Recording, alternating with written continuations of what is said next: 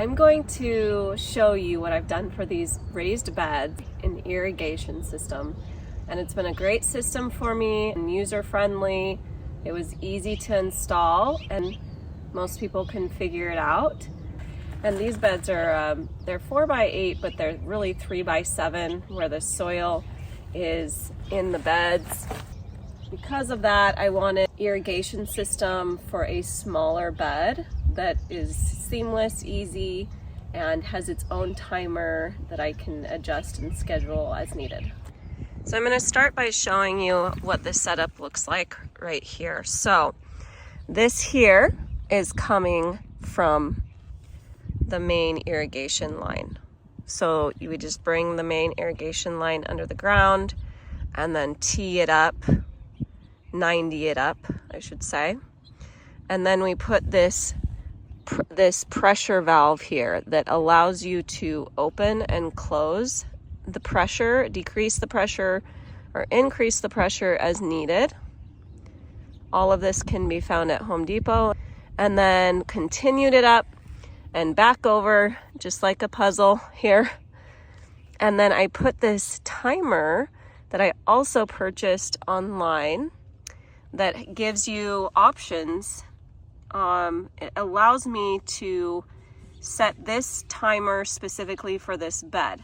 So as you can see, here I'll show you my other beds. I have timers as well.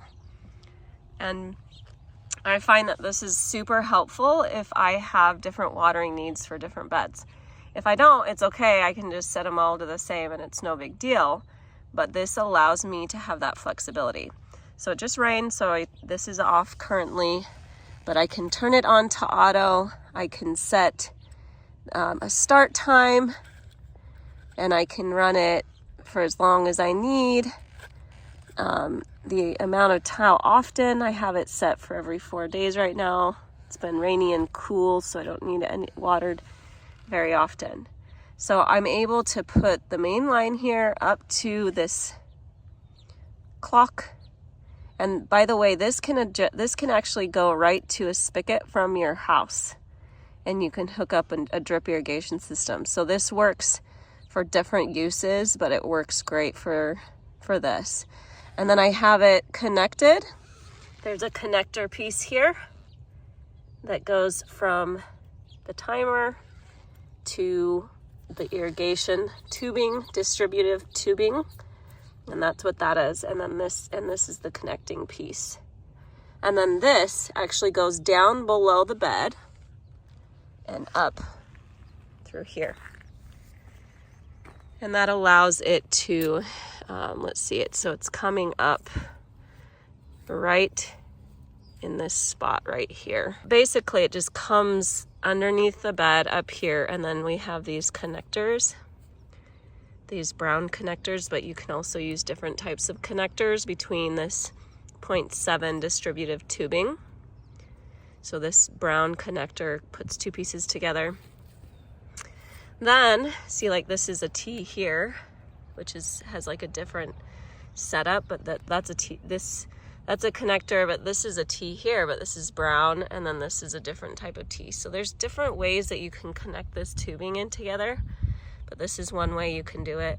This is another way you can do it. Okay, so this is what the bed looks like. This is what my system looks like.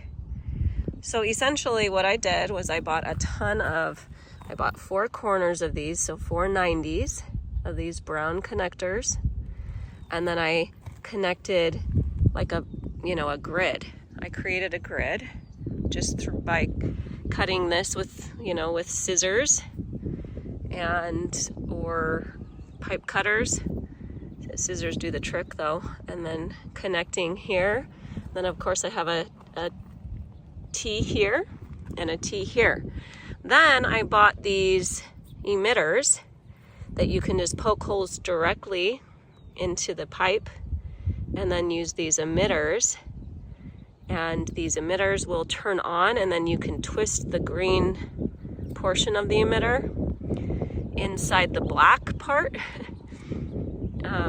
and the green emitter will actually increase its flow or decrease its flow. So I'm gonna turn it on. I actually haven't turned these ones on since I planted this bed because I always start by hand watering my beds to make sure that they get really good coverage and the seeds don't get displaced by the spraying of the water, because these heads are pretty strong. You can turn them down and they get a smaller stream, but then the coverage isn't quite as good. So I just hand water for a few weeks, especially this time of year when it's not very hot. So I only have to hand water a couple of times a week, if that. And then here, starting soon, it's warming up, and then I can turn my clock to set automatically to turn on. So I'm gonna go ahead and show you what I do when I turn this on, what it looks like. So I can come down here and I can push this manual button. I don't want it to run for 10 minutes. I'm just gonna put it to like 2 or 3 minutes. Gets quite a bit of coverage in 2 or 3 minutes. And again, I haven't turned these on for a while, so I might have to do some adjusting. But typically I like to have, and I will have to come through here and maybe add a few more heads since I've replanted this bed, just because it was kind of set up with the plants that I had in here previously. But you can see how, you're getting spray. Like this little head here needs to just be opened up more and it'll spray further. Now the benefit of this system is that everything gets pretty good coverage. The downfall of this is your plants actually get watered on the top of them, some of them spray. And I'm not a huge fan of that because that introduces insects. But I weighed the pros and cons of different systems, and I actually really enjoy this system. And one thing I can do to help with that is I can turn these and adjust them so that they're spraying a little bit more down, which helps the spray not get to the leaves of the vegetables. So as you can see, it gets, a couple minutes and it gets pretty flooded. Over here I can tell, I just had a few tomato plants, and on this side it wasn't planted nearly as thick as this prior, so I can tell I'm going to need to put a head here to get some coverage to these plants here. But what's great is you can just poke a hole here with a little tool that you poke holes with, and then which I'll put a link in my description of this video. But so yeah, you just turn this head and adjust how far it sprays. So like this one's just drizzling out, this one's spraying a little bit further. But I really like this system. It's a grid, gets good coverage. I can adjust each section is needed.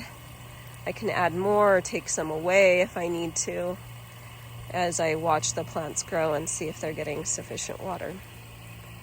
So that's my grid watering system that I made and built on my own.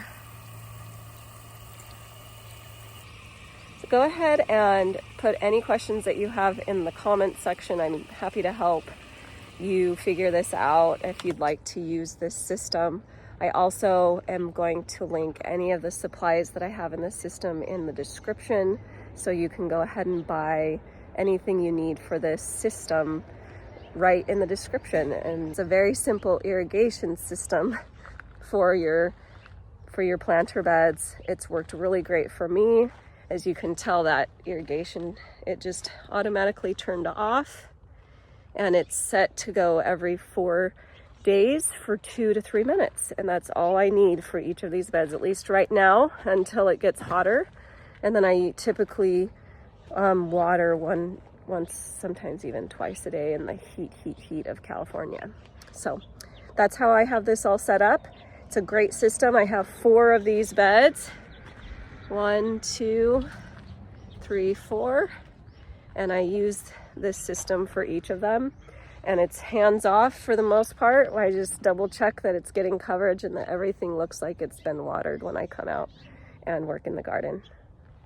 So try it out, and also check out my other video that is a more intense watering system for bigger beds that I recommend for bigger beds. You can use them in the smaller beds too, but I also have another video that has a completely different system that you can take a look at and decide what works best for you in your garden.